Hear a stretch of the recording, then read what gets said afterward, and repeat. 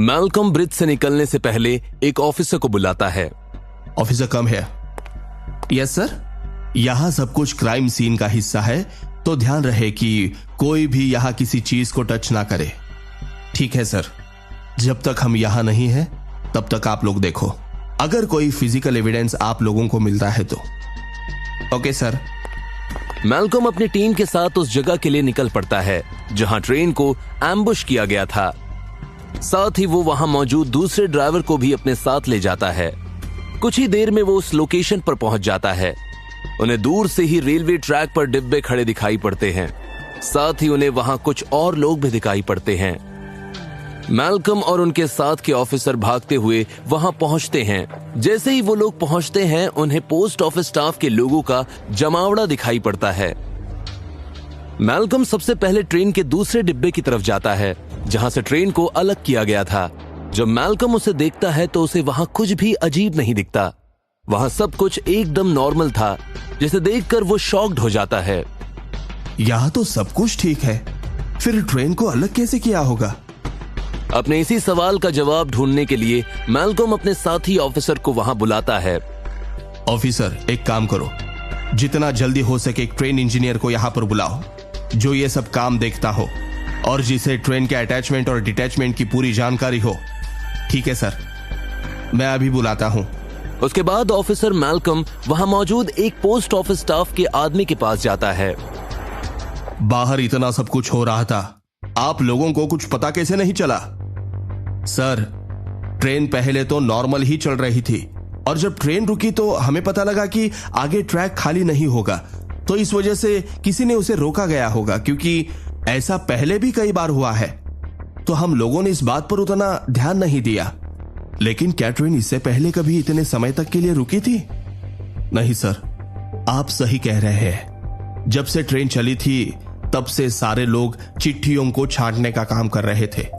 रात होते होते सब लोग काफी थक गए थे और काफी हद तक काम खत्म भी हो चुका था, तो हम सब लोग सो गए थे। I can't believe this. Train में स्टाफ के कितने लोग थे? सर, ट्रेन में करीब करीब 72 लोग थे, जिसमें कुछ गार्ड्स भी थे। तो तुम ये कह रहे हो कि 72 से 72 लोग सो रहे थे?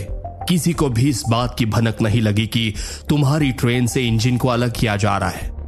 या तो तुम लोग बहुत गहरी नींद में सोते हो या मुझे बेवकूफ समझ रहे हो। कहीं असल में तुम मुझे बेवकूफ तो नहीं समझ रहे? ऐसा तो नहीं कि तुम लोगों में से ही कोई उन चोरों के साथ मिला? नहीं सर, हमें तो इसके बारे में कुछ भी पता नहीं था। ऐसे नहीं, सबसे पूछताछ होगी, तभी पता चलेगा कि कौन कितना सच बोल रहा है। यहाँ जितने भी लोग हैं, उन सबको पुलिस स्टेशन ले जाने की तैयारी करो और वहां जाकर इन सब के नाम, एड्रेस और उनके पास कोई टेलीफोन नंबर हो तो वो भी ले लो। ओके सर, जिस पर शक हो उसे कस्टडी में ले लेना। Yes sir. उसके बाद वो ऑफिसर वहां से चला जाता है। तभी एक दूसरा ऑफिसर वहां अपने साथ एक ट्रेन के इंजीनियर को लेकर पहुंचता है।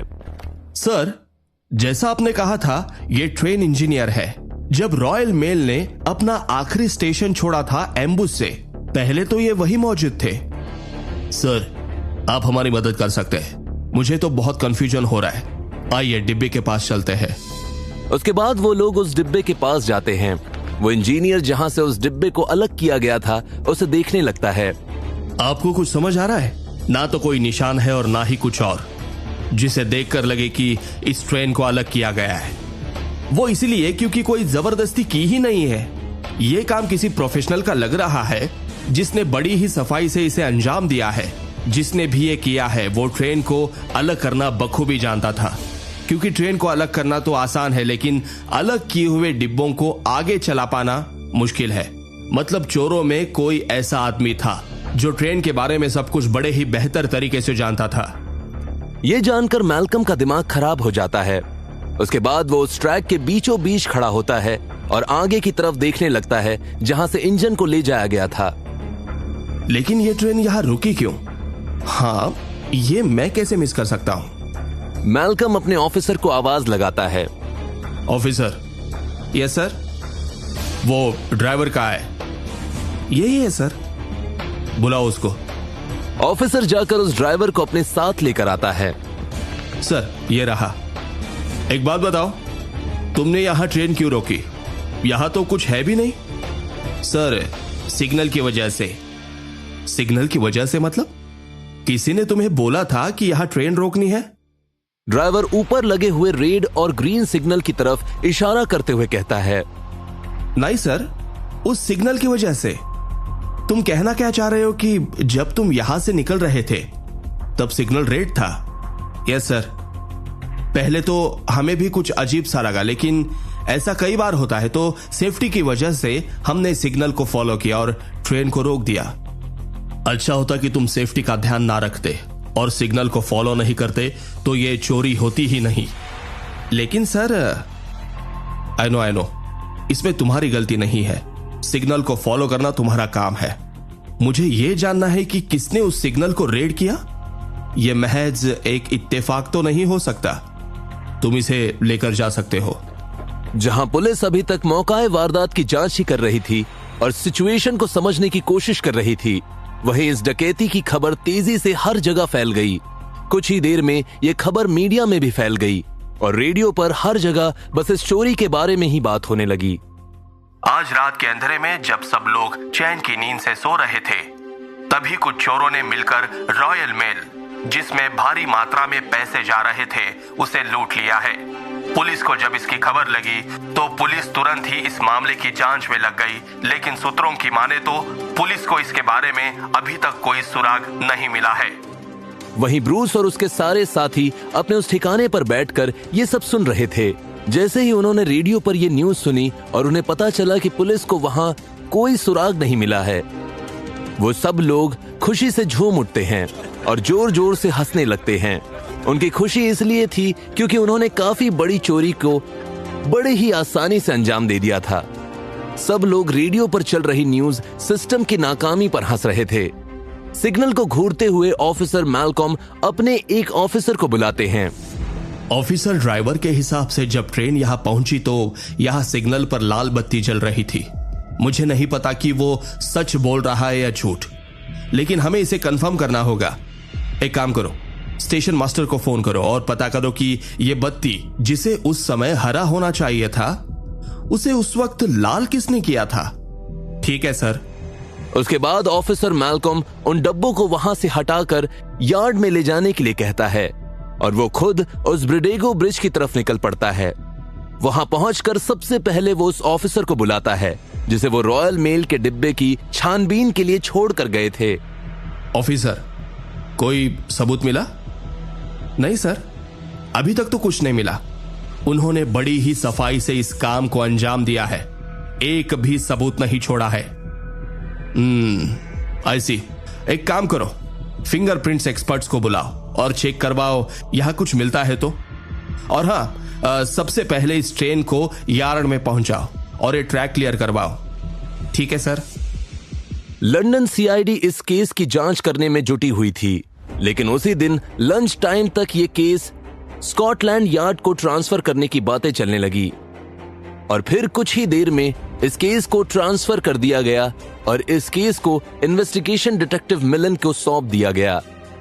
मिलन ने सबसे पहले अपने कुछ डिटेक्टिव को पुलिस की मदद करने के लिए भेजा, जहां वो ट्रेन के डिब्बों पर से फिंगरप्रिंट्स ढूंढने की कोशिश कर रहे थे और साथ ही उसने कुछ ऑफिसर्स को दोबारा क्राइम सीन की जांच करने के लिए भेजा। फिंगरप्रिंट्स एक्सपर्ट्स को वहां से काफी सारे फिंगरप्रिंट्स मिले, लेकिन उसके बाद भी उनके चेहरे पर कोई खुशी नहीं थी। ये देखकर ऑफिसर उनके पास पहुंचा। सब ठीक है सर? नहीं, कुछ सही नहीं चल रहा है। क्यों? देखने पर तो लग रहा है आपको फिंगरप्रिंट्स मिल रहे हैं। जरूरी नहीं हमेशा जैसा दिखे सब कुछ वैसा ही हो। हमें फिंगरप्रिंट्स मिल तो रहे हैं, लेकिन मुझे नहीं लगता कि इनमें से कोई भी फिंगरप्रिंट उन चोरों में से किसी एक का भी है। आप ऐसा कैसा कह सकते हैं? वो इसलिए कि जहां जहां से हमें फिंगरप्रिंट्स मिले, मोस्टली उन जगहों पर पोस्ट ऑफिस स्टाफ के लोग काम कर रहे थे। जहां वो चोर काम कर रहे थे वहां कुछ भी नहीं मिला, लेकिन फिर भी मैं इन फिंगरप्रिंट्स को जांच के लिए भेज देता हूं। भेज कर देखिए क्या मिलता है। हम पूरे स्टाफ के फिंगरप्रिंट्स ऑलरेडी कलेक्ट कर रहे हैं। ऑफिसर मिलन को भेजी हुई दूसरी टीम क्राइम सीन पर जाकर जांच कर रही थी। लेकिन उन्हें भी वहां कुछ भी नहीं मिल रहा था। पुलिस को ये बात समझ नहीं आ रही थी कि वो चोर इतने सारे बैग्स को लेकर यहाँ से कैसे निकल गए, और पुलिस के लिए सबसे बड़ा चैलेंज ये था कि वहां कोई सबूत भी नहीं था। वहीं ब्रूस और उसके साथी एक कमरे में खड़े होकर उन 120 बैग्स को देख रहे थे। हम सब ने मिलकर एक बड़ी चोरी को अंजाम दिया है। अब हमें यह देखना है कि असल में यह चोरी कितनी बड़ी है, जिसके लिए हमें सारे पैसों को काउंट करना होगा। क्या तुम सब तैयार हो? हाँ, तो ठीक है, शुरू हो जाओ।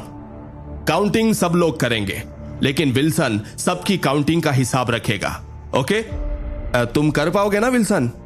विल्सन मुस्कुराते हुए कहता है, यह भी कोई पूछने वाली बात है, मुझे बहुत खुशी होगी।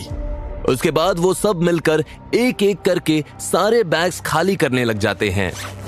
उन बैग्स में कुछ नोट खुले रखे थे और काफी सारे बंडल्स भी थे, जिनके अलग से पैकेट बने हुए थे। वो बोरियों को खाली करते जा रहे थे और वो कमरा पैसों से भरता जा रहा था। सारे लोग मिलकर नोटों की काउंटिंग शुरू करते हैं। कुछ लोग थे जो नोटों को अलग अलग कर एक जैसे नोटों के साथ रख रहे थे।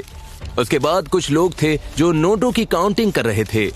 जब नोट की एक गड्डी काउंट हो जाती थी तो वो आदमी विल्सन को अमाउंट बताता था और विल्सन उसे लिख रहा था। उसके बाद उसी गड्डी को ले जाकर दूसरे कमरे में रख दिया जा रहा था। जब लोग काउंटिंग कर रहे थे तभी ब्रूस वहां आता है। काम ठीक चल रहा है? सब कुछ ठीक चल रहा है, लेकिन पैसे काफी ज्यादा है। इसे काउंट करने में टाइम लगेगा। जितना टाइम लगे हमारे लिए उतना ही अच्छा है। उसकी ये बात सुनकर सब लोग मुस्कुराते हैं और फिर से नोटों की गिनती में लग जाते हैं। सारी नोटों की गिनती में उन्हें काफी समय लगता है। जैसे ही गिनती पूरी हो जाती है, विल्सन खुद ब्रूस के पास उसे बुलाने के लिए जाता है। ब्रूस, मेरे साथ चलो। क्या काउंटिंग पूरी हो गई? हाँ, लेकिन तुम पहले चलो तो। विल्सन उसे उस कमरे की तरफ लेकर जाता है जहां वो नोटों को रख रहे थे। ब्रूस जैसे ही उन नोटों को देखता है, उसकी आंखें चमक जाती है। कितने हैं?